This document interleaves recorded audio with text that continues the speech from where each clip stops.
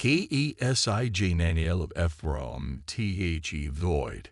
Captain Ilara Voss stood on the bridge of the UES Nemesis, her eyes fixed on the pulsing red dot on the main display. The massive warship hung in the darkness of deep space, its sleek hull adorned with scars from past victories. Nemesis wasn't just any vessel, it was humanity's most advanced destroyer, armed with experimental quantum weaponry and defended by shields that could withstand the fury of a small star. "Still coming in, Captain," Lieutenant Commander Riker said, his fingers dancing across the holographic interface. Same pattern, same intensity. Definitely a distress signal. Ilara nodded, her sharp features illuminated by the soft blue glow of the command console. 3 days. Whatever's out there has been calling for help for 3 days. And it's coming from the shatter zone, added Commander Diana Chen. The XO, her expression grim. That's technically unclaimed space, but everyone knows the Arcturus Collective considers it their territory. The shatter zone, a region of space where gravitational anomalies and quantum distortions made navigation treacherous. A perfect hiding place or a perfect trap. "Ship identification?" Ilara asked. "None, Captain," Riker replied, "not matching any known human registry, and definitely not Arcturian design." The bridge fell silent. 6 months ago, humanity's first diplomatic mission to the Arcturus Collective had ended in disaster. 3 ships destroyed, over 1,000 lives lost. The Arcturians had claimed it was a misunderstanding, that their automated defense systems had mistaken the approach for an attack. Relations had been ice-cold ever since. "Command's position is clear," Chen reminded her. "No incursions into disputed territory without explicit authorization." Ilara turned to her science officer, Dr. Nadira Singh. Analysis. Dr. Singh adjusted her glasses, a quaint affectation in an age of perfect vision correction. "The signal follows the Galactic Distress Protocol established 200 years ago. Whoever's sending it knows human communication protocols, or wants us to think they do," Chief Security Officer Tavares muttered. Ilara paced the bridge, the weight of command heavy on her shoulders. At 42, she'd spent 20 years in the United Earth Fleet, earning her reputation through grit and unwavering judgment. She'd lost people before, good people, to bad calls and hesitation. "Universal law is clear," she finally said. "We respond to distress signals, regardless of origin." "Captain," Chen warned, "command will." "Command is 16 light hours away," Ilara interrupted. "By the time they countermand my orders, we'll either have saved lives or confirmed a trap. I'll face the consequences either way." She straightened her midnight blue uniform and touched the silver crescent insignia at her collar. "Plot a course, maximum speed. All hands to battle stations. If this is a trap, let's make sure whoever said it regrets it." "Aye, Captain," Riker acknowledged, unable to hide the slight smile on his face. As the Nemesis's engines rumbled to life, Ilara gazed at the stars stretching before them. Humanity had clawed its way to the stars through sheer determination, overcoming global wars, climate catastrophes, and resource depletion. They'd built a unified government, developed faster than light travel, and established colonies across 26 star systems. Yet for all their advancement, humans remained newcomers in a galaxy where other civilizations had traveled the stars for millennia. The Arcturians alone had been spacefaring for over 50,000 years, their technology and capabilities far beyond human understanding. But humans had something the ancient races often lacked: adaptability, creativity, and a stubborn refusal to abandon those in need. "ETA to signal source?" Ilara asked. 14 hours, Captain, Riker replied. Ilara nodded. "Inform the crew. I want everyone rested and ready for anything." As the Nemesis accelerated into FTL speed, the stars outside blurred into streaks of light. Ilara retreated to her quarters, but sleep eluded her. Instead, she reviewed everything known about the Arcturus Collective, their hierarchical society, their technological superiority, their rigid adherence to protocol.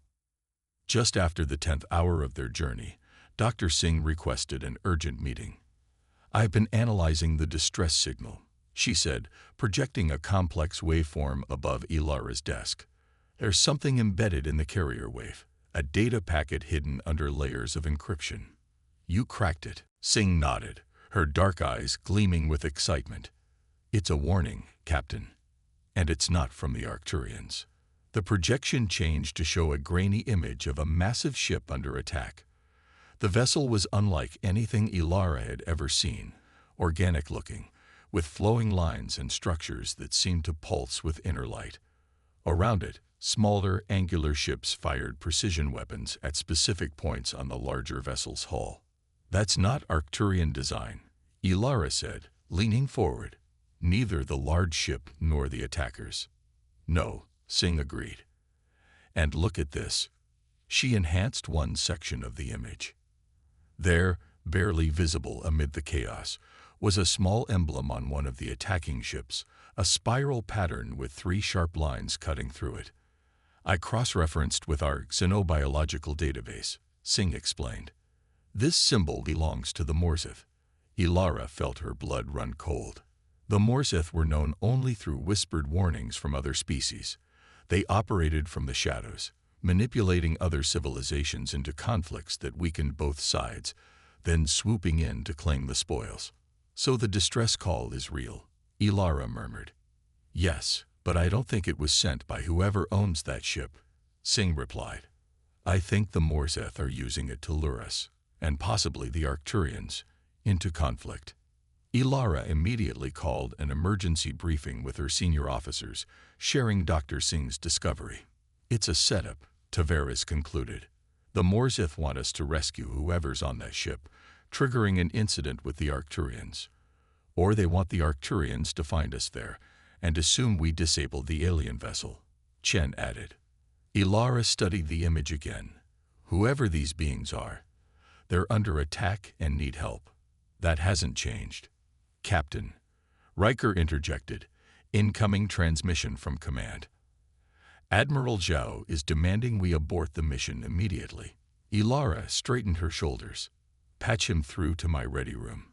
Continue approach, but engage stealth systems once we exit FTL." Admiral Zhao's holographic form materialized in Ilara's ready room, his weathered face etched with displeasure. "Captain Voss, you were explicitly ordered not to enter disputed territory."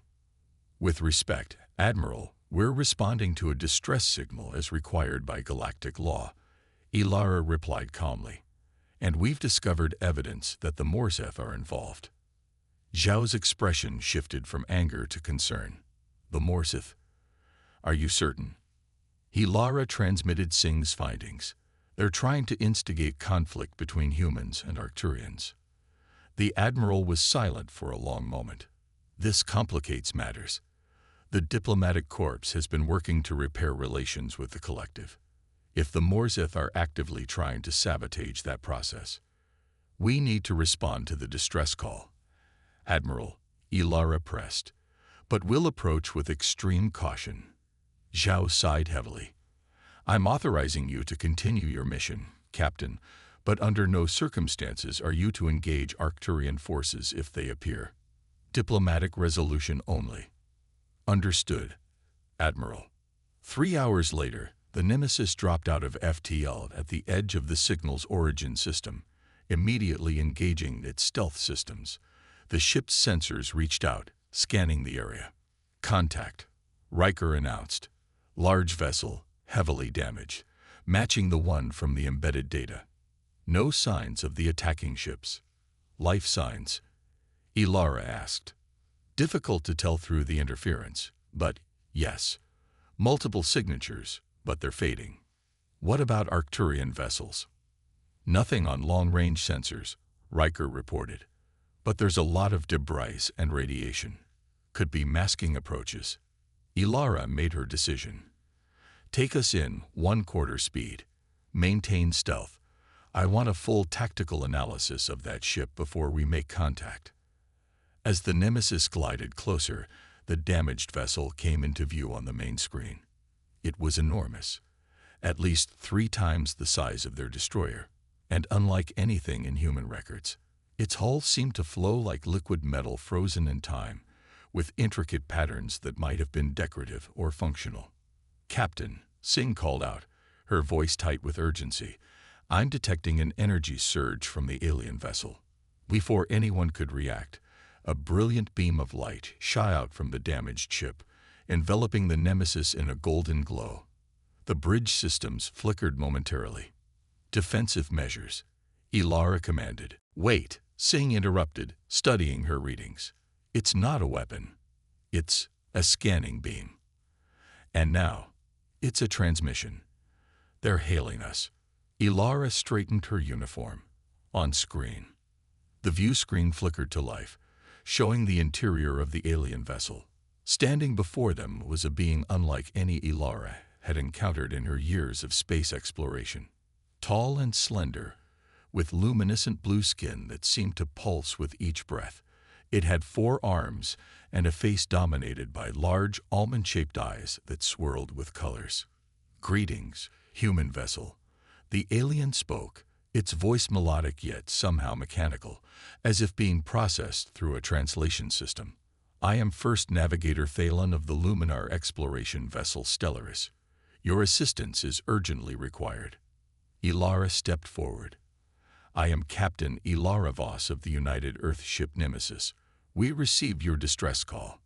The alien, Thalen, tilted its head. "We did not send a distress call, Captain.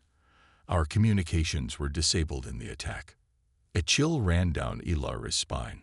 "Then who did?" "The ones who wish to see your kind and mine destroy each other," Thalen replied grimly. "The Morseth have finally put their grand plan into motion." As if on cue, alarms blared across the Nemesis's bridge. "Multiple contacts," Riker shouted, "coming in fast from the planet's shadow." On the tactical display, 12 ships appeared, arranged in attack formation, 6 bearing Arcturian signatures, and 6 matching the Morseth vessels from Singh's decrypted data. "Captain," Thalen's voice cut through the chaos, "you must understand quickly. The ships approaching, the ones appearing as Arcturian vessels, they are Morseth using falsified signatures. The real danger comes not from the Arcturians, but from those who would make you believe they are Arcturians." "How can we trust you?" Ilara demanded.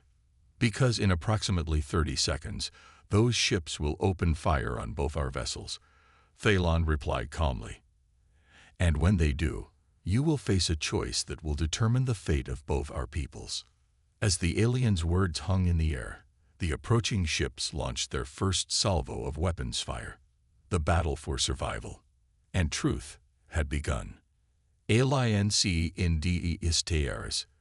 The first barrage struck the Nemesis with surprising force, sending tremors throughout the massive warship. Ilara gripped her command chair as emergency systems flashed red across the bridge. Shield holding at 70%. Riker called out, "Minimal damage to outer hull sections. Return fire, defensive pattern Delta." Ilara ordered. "Target the lead vessels but hold back our main batteries." The human destroyer responded immediately, its point defense systems launching a swarm of counter-missiles that detonated in brilliant flashes against the void. Meanwhile, the damaged Luminar vessel, the Stellaris, managed a weak defensive screen that barely deflected the attacks directed at it. "Their shields are failing," Singh reported, monitoring the alien ship. "One more direct hit and they'll be exposed." On the view screen, Thalen's image flickered as systems aboard the Stellaris struggled to maintain power. "Captain Voss, we must coordinate our defense. The Morseth seek to destroy us both, or better yet, to make it appear that you destroyed us." Ilara made a split-second decision. "Tactical, extend our shield perimeter to cover the Stellaris's most vulnerable sections. Divert power from non-essential systems." "Captain," Chen protested, "that will weaken our own defenses by nearly 30%. "I'm aware, Commander." Ilara's eyes remained fixed on the tactical display. "But if we're going to survive this, we need allies.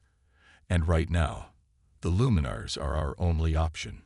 As the Nemesis's advanced shield technology stretched to encompass critical sections of the alien vessel, Thalen's expression changed to one of surprised gratitude.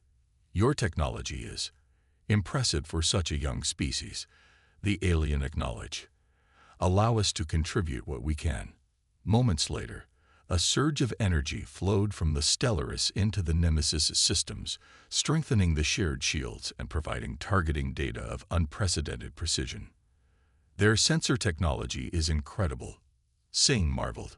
"We're seeing details we couldn't possibly detect with our systems." Ilara leaned forward. "Use that data. Target the lead ship's propulsion systems. Disable, don't destroy." The Nemesis's weapons officers executed her commands with practiced efficiency. Enhanced by the Luminar's targeting data, their shots struck with surgical precision, crippling two of the disguised Morseth vessels. But the enemy adapted quickly. The remaining ships broke formation, moving in complex patterns that made them difficult targets. Several took positions that placed the distant Arcturian outpost station between themselves and the Nemesis. "They're trying to bait us into firing toward Arcturian territory," Chen observed. "If even a single stray shot hits that outpost, it would confirm everything the Morseth want the Arcturians to believe about us." Ilara finished grimly. "Captain," Thalen's voice came through the channel. "There is something you should know about the Morseth. They are not merely manipulators. They are harvesters of conflict. The energy released during interspecies warfare serves as sustenance for them." "You're saying they feed on war?" Tavares asked incredulously. "In a manner your science might comprehend." "Yes," Thalen replied. "They have orchestrated countless conflicts across the galaxy for millennia. The greater the technological disparity between the combatants, the more they harvest from the resulting chaos." A plan began forming in Ilara's mind. And what would happen if their expected conflict never materialized? If instead of fighting each other, their targets cooperated? Such an outcome would be devastating to them, Thalen confirmed. It would not only deny them sustenance, but potentially damage their collective psyche. Ilara turned to her communications officer. "Open a channel to the Arcturian outpost. Maximum power, all frequencies." "Captain," Chen warned, "any communication could be intercepted and manipulated by the Morseth." "That's what I'm counting on," Ilara replied. "They'll be so focused on preventing direct communication that they'll miss what we're really doing." While the communications officer prepared the transmission, Ilara quietly issued orders to her tactical team to prepare the Nemesis's most classified weapon, the quantum resonance array. Developed in secret by Earth's best scientists, it had never been deployed in actual combat. "Channel open, Captain," the communications officer announced. Ilara straightened, facing the camera. "This is Captain Ilara Voss of the United Earth ship Nemesis to Arcturian Outpost Delta. We are currently engaged with hostile forces disguised as Arcturian vessels. These are Morseth warships attempting to instigate conflict between our peoples. We are transmitting proof of their deception now." As she spoke, Dr. Singh was busy sending the encrypted data they'd recovered along with the Luminar's analysis of Morseth technology. Meanwhile, the enemy ships intensified their attack, concentrating fire on the Nemesis's communication array. "They're trying to cut us off," Riker reported as the ship shuddered under the assault. "Exactly as expected," Ilara said calmly. "Tactical status of the QRA. Charged and ready, Captain. But without precise targeting coordinates. We'll get them." Ilara turned to Singh. "Doctor, I need you to work with the Luminars. Find the resonance frequency of the Morseth vessels." Understanding dawned on Singh's face. Their shields operate on completely different principles than ours or the Arcturians. If we can identify their harmonic frequency, we can disrupt every Morseth ship simultaneously without risking damage to the outpost. Ilara finished. For the next tense minutes, the Nemesis absorbed punishing blows as Singh worked feverishly with Thalen and the Luminar scientists. The shields were down to 30%, and multiple hull breaches had been reported on lower decks. "Captain," Singh finally called out, "I have it. transmitting targeting parameters to tactical now. All power to the QRA, Ilara ordered. Fire when ready. The Nemesis seemed to go dormant for a brief moment as energy drained from all systems into the experimental weapon. Then, with barely a sound, rings of bluish energy pulsed outward in concentric waves. The effect on the Morsith ships was immediate and devastating. Their shields flickered and died, their weapons went silent, and their engines sputtered as the quantum disruption tore through their systems. It worked, Riker exclaimed. All enemy vessels disabled.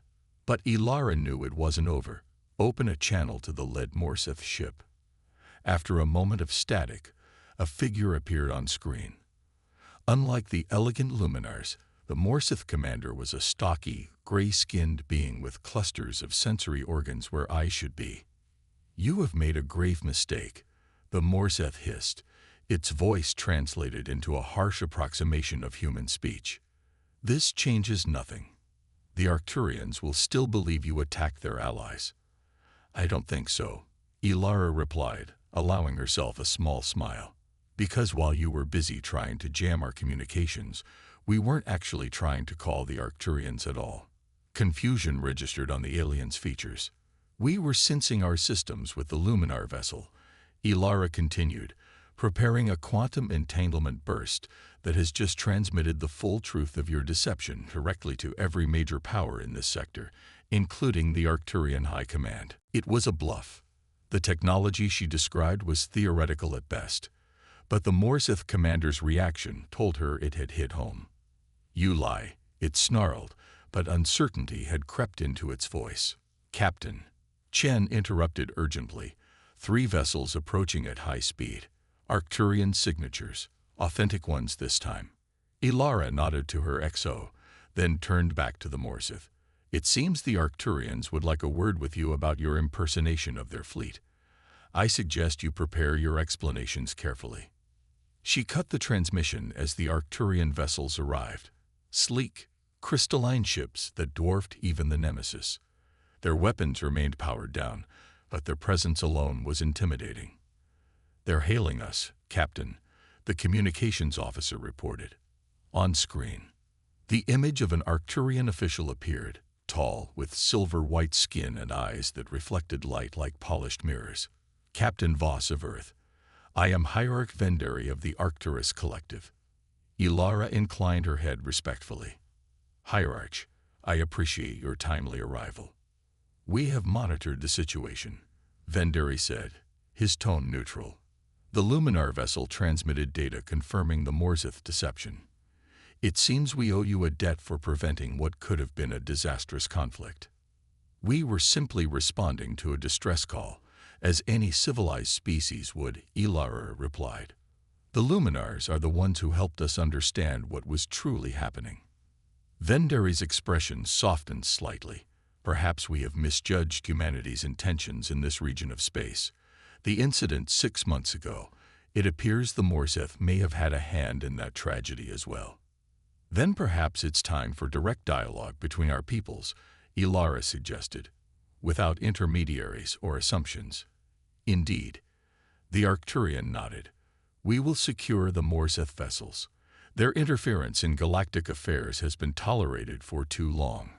After the transmission ended, Ilara ordered damage control teams to assist the Luminar vessel.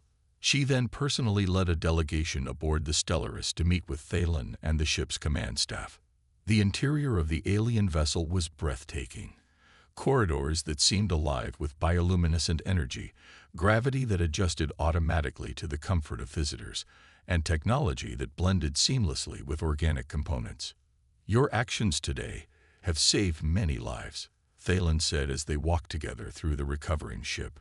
"Not just those aboard our vessels, but potentially billions who would have suffered in the war the Morsith sought to ignite." "We both played our parts," Ilara replied. "Though I admit, I'm curious why the Morsith targeted your ship specifically." Thalen led her to a magnificent observatory dome, where the stars shone unfiltered overhead. "My people, the Luminars, are known as peacekeepers and mediators. We were on our way to Earth, Captain Voss." Ilara raised an eyebrow in surprise. We have observed humanity's rapid development with great interest, Thalen continued. Unlike many young species who destroy themselves before reaching the stars, humans have shown remarkable resilience and adaptability. The Morzeth recognized what we already knew, that an alliance between humans and Arcturians, facilitated by luminar diplomacy, would create a stabilizing force in this sector of the galaxy. And destabilization is their preferred environment, Ilara concluded. Precisely. Thalen's eyes swirled with colors that somehow convey both sadness and hope. They have manipulated countless civilizations into oblivion, always from the shadows. Today, because of human courage and ingenuity, their methods have been exposed. 2 days later, as repair crews from all 3 species worked together to restore the damaged vessels, Ilara received a transmission from Admiral Zhao. She expected a reprimand for her actions, perhaps even a court-martial. Instead, the Admiral's expression was one of grudging respect. The diplomatic corps is calling it a milestone in interspecies relations, he informed her. First contact with the Luminars, improved relations with the Arcturians, and exposure of a threat that's apparently been manipulating galactic affairs for centuries. Just doing my job, Admiral, Ilara replied. The Arcturian hierarch has specifically requested that the Nemesis represent Earth at the upcoming diplomatic summit. Zhou continued. Apparently, your willingness to extend shields to protect the Luminar vessel made quite an impression.